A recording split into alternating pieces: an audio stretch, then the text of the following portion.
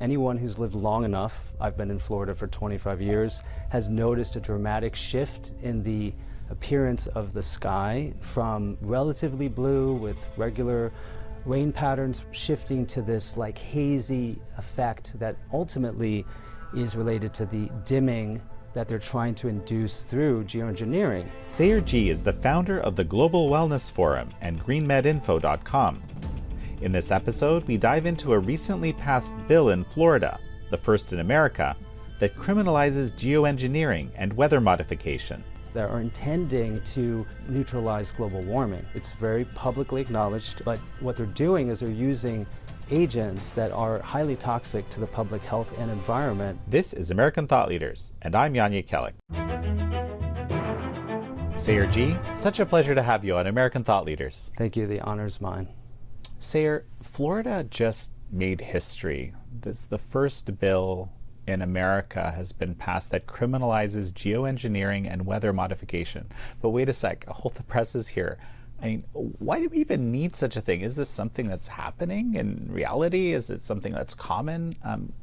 Explain this to me. Absolutely, yes. Well, first of all, we have the evidence of our senses, which is that anyone who's lived long enough, I've been in Florida for 25 years, has noticed a dramatic shift in the appearance of the sky from relatively blue with regular rain patterns, for example, shifting to this like hazy effect that ultimately is related to the dimming that they're trying to induce through geoengineering.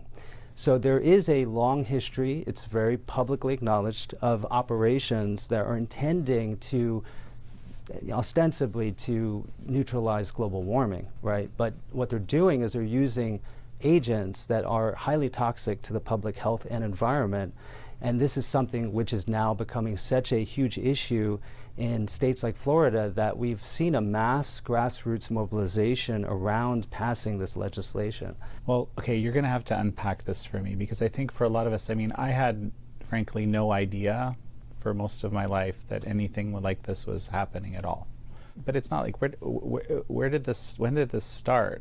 If you go back to the history of weather modification, Florida was actually ground zero for some of the operations. They were intending to alter the trajectory of hurricanes using things like silver as a way to, change the precipitation and intensity of these storms.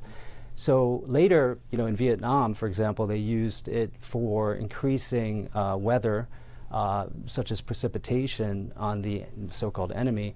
Project Popeye is well established to have been a successful weaponization of the weather. So there is a pretty long history of weather modification and militarization of weather modification technology.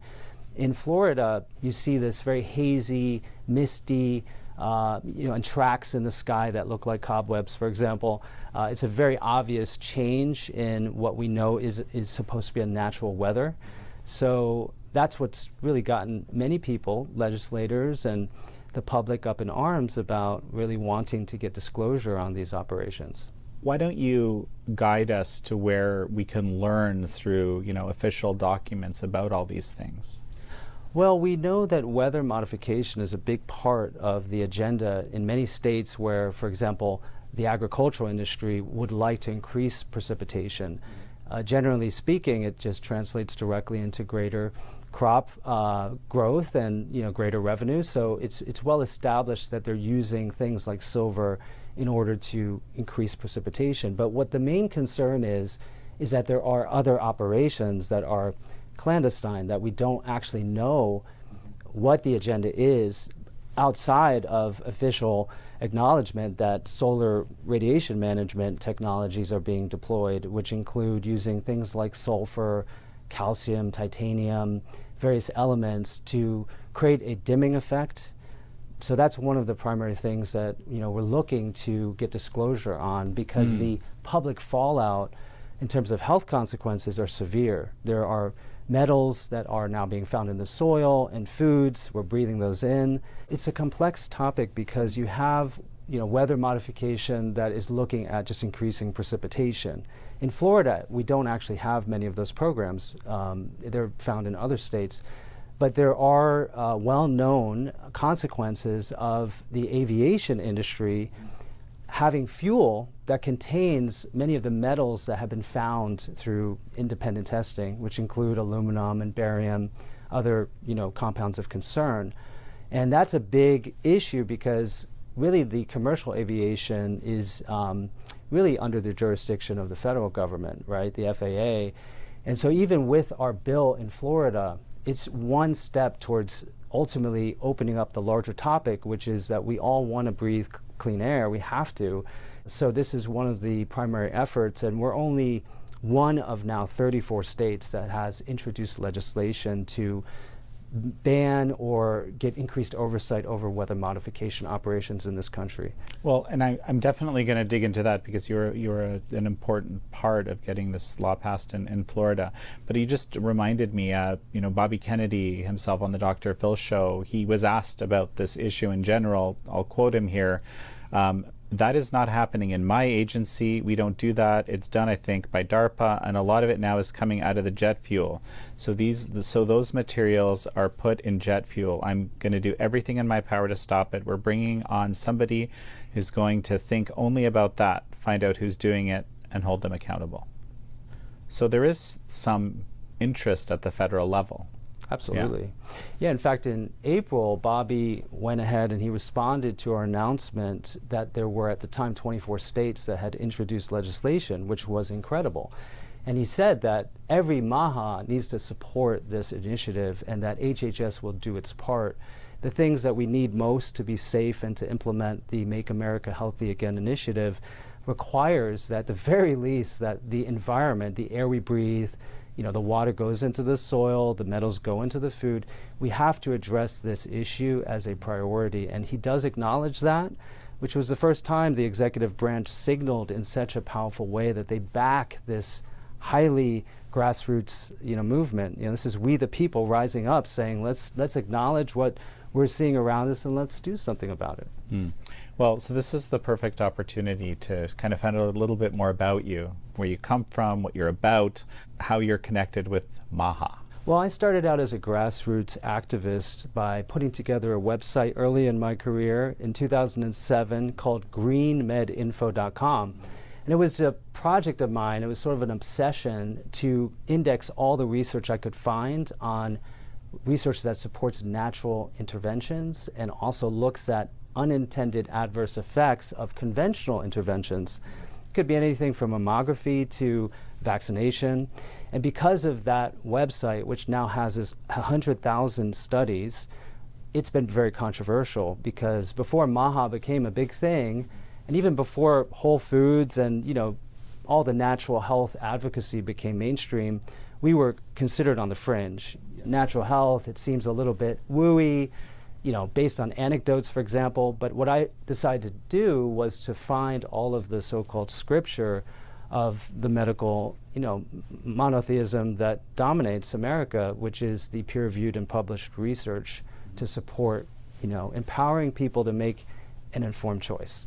It's been astonishing to me to learn over the last however many years how much peer-reviewed research exists in a whole lot of areas. Like, for example, the medicinal properties or positive medical effects of certain types of food. I remember Dr. Paul Merrick that I had on the show about some of this. He discovered that berberine is something, discovered it. Again, it's written about quite a bit in the scientific literature to treat diabetes, or compounds that have anti-carcinogenic properties, right? He's been running AI, looking through, again, peer-reviewed research showing that, green tea and turmeric, for example, have strong prophylactic qualities against cancer and things like that.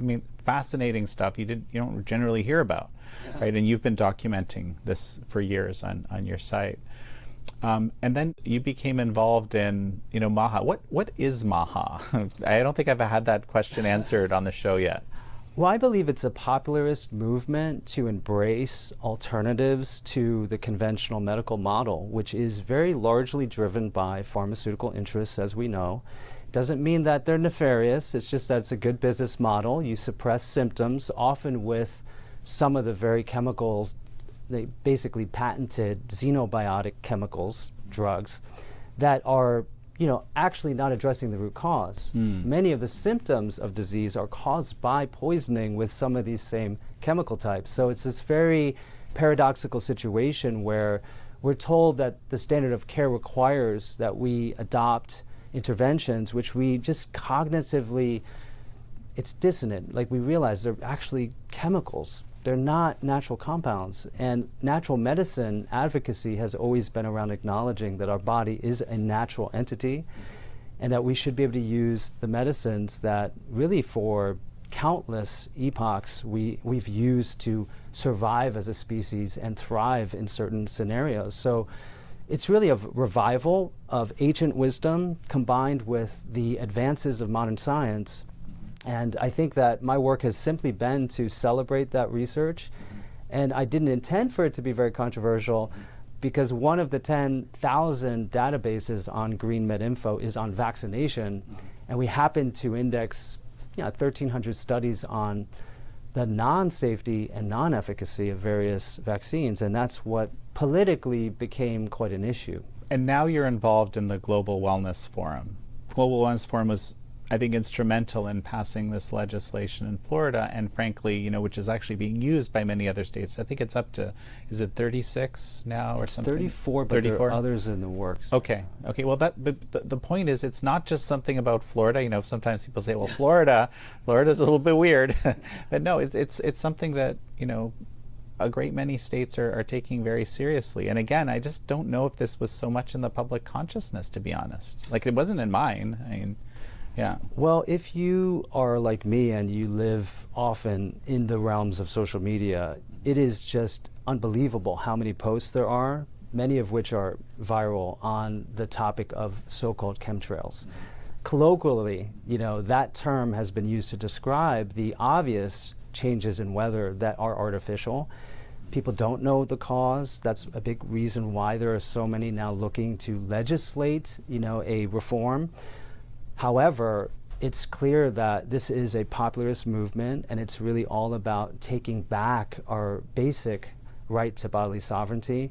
I think after the 4 or 5 years of the declared pandemic, there was a mass awakening around bodily choice, informed consent.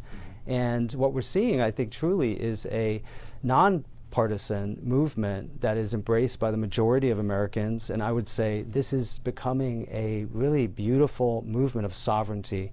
And it's just, we have to address the 800-pound gorilla of what's going on in our skies and what we're breathing in daily. What about the Global Wellness Forum? Where does that come from?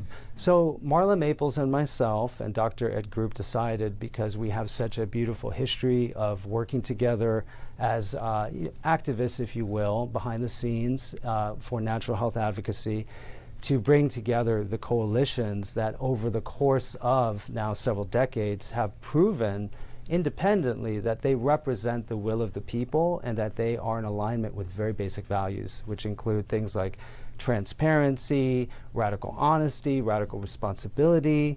And these are the things that we are now bringing together a national and an international coalition in order to move issues like the geoengineering issue forward, although we have 16 councils, because MAHA is very old. It's the bones of the movement are parents, for example, who had vaccine-injured children and that were gaslit by the media, the medical establishment, and told that they're wrong. And for example, the vaccine-induced brain damage their children suffered. And now we have advocates like Bobby in positions of great influence who are, now articulating what we the people really want. Sarah, we're going to take a quick break right now. And folks, we're going to be right back. And we're back with Sayre Ji, chairman of the Global Wellness Forum and founder of GreenMedInfo.com. When I think about MAHA, I think about people who have engaged with the existing medical system and in some way been wronged by it, and that's what kind of changes them.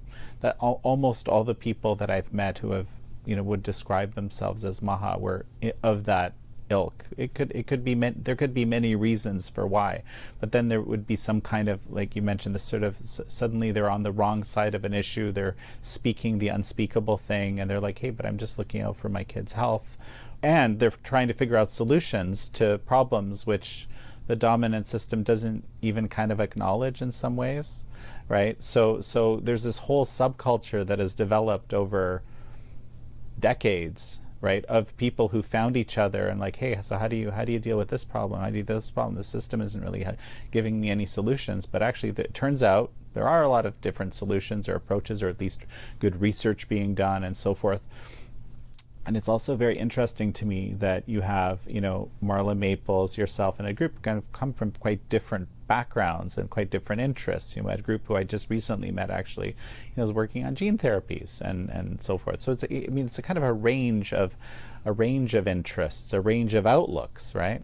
Yeah, I think that's what's so beautiful about this movement is it embraces really everyone who shares these basic values. But that doesn't mean that we are beholden or subsume ourselves to any type of political caste or affiliation, because what we're anchoring is this innate knowledge we all share that our default state is to be happy and healthy. I think that's the basis for MAHA. And a key feature, I think, is the going after root causes of disease as opposed to dealing with symptoms, from what I heard. 100%, yeah. Outside of that model of actually resolving the root of the disease, it's a very good perpetual subscription model for a business, right? Like medicine is one of the most successful businesses on the planet and has a larger standing army of representatives from the pharmacies to the staff at hospitals, etc., than actual armies.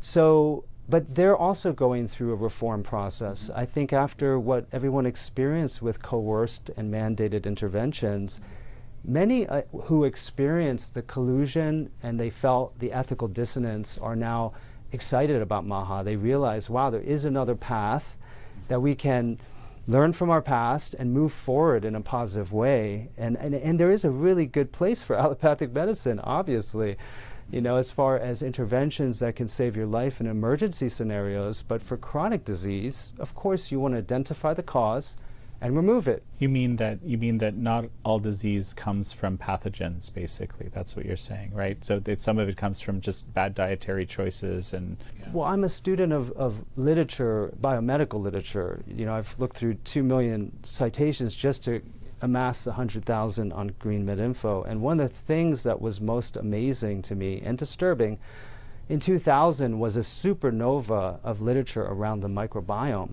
And the discovery that the majority of the genetic material in our bodies is actually attributable to the viruses, the fungi, the bacteriophages, the little germs that we've been told are at the root of most of our disease.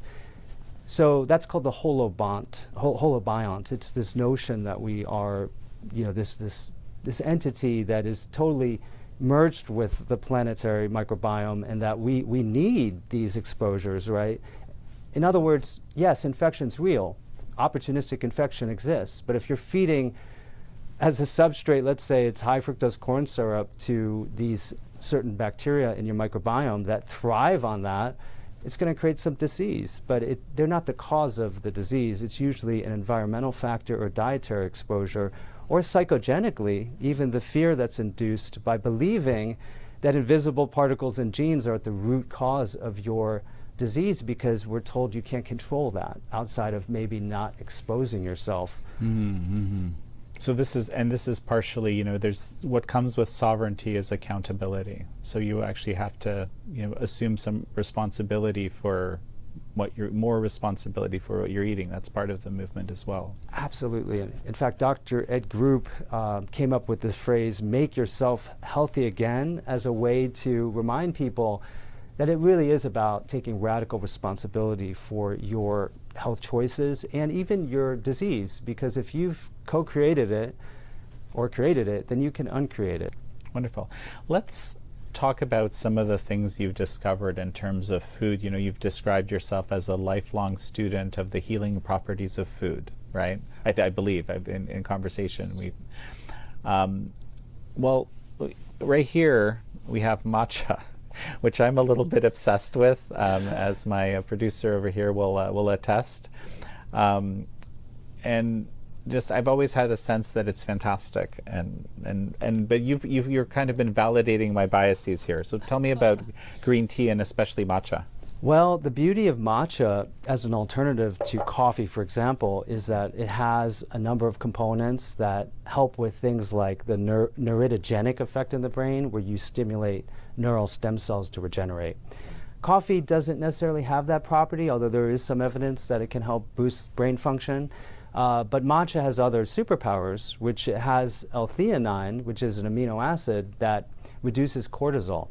Whereas generally coffee drinkers, they tend to have elevated cortisol as a result of, some of the... Which makes you more, blood sugar stays elevated, you have a hard time sleeping, whereas matcha actually helps with sleep, assuming you drink it earlier in the day. But one of the other amazing things about it is in terms of the biomedical literature, we have actually research on our website, GreenMedInfo, of over 500 diseases that have been studied that it would either prevent, mitigate, or reverse using a green tea component. And it's because the polyphenol, which is known as an antioxidant, right, has such a powerful effect on mammalian metabolism. So it's a way of understanding nutrition differently and actually looking at the information it contains, because most people don't realize this. Everything you eat has microRNAs, which sound small, but they have a huge effect. They're basically ways to silence the expression of protein-coding genes in your body. And most of these genes require certain microRNAs in order for you not to, for example, have cancer. So that's one of the keys here, is that matcha actually contains essential software for the hardware of our body, and that could account for why it's so therapeutic. The primary thing, though, people don't realize is it has chlorophyll in high concentrations, which goes into the mammalian mitochondria and helps to increase the production of ATP and greatly enhance longevity, because humans actually are able to capture photonic energy in the mitochondria with a chlorophyll metabolite and turn it into metabolic energy. We're actually photoheterotrophs. Like most people think, oh, plants are, autotrophs, or it's sitting there absorbing the sun. We don't have that capability, we're told. And then heterotrophs have to eat other things. It turns out in 2012 there was a study proving that mammals actually take the chlorophyll into the mitochondria, and they can convert sunlight into metabolic energy. Through the intermediary, of course. So it's like having solar panels in your body. It's similar to melanin, and melanin does something similar. So my feeling is that because Americans don't get enough chlorophyll, that's one reason why you see such a radical improvement of your health when you start drinking matcha instead of coffee, or instead of a second cup, just use matcha instead. So what's next for the Global Wellness Forum for your work?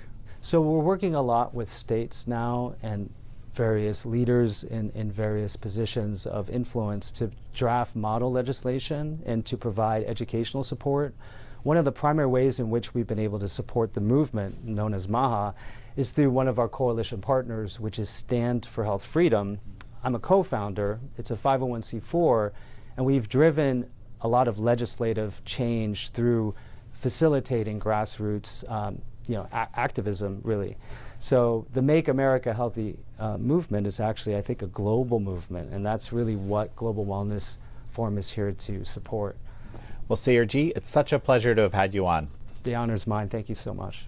Thank you all for joining Sayer Ji and me on this episode of American Thought Leaders. I'm your host, Jekielek.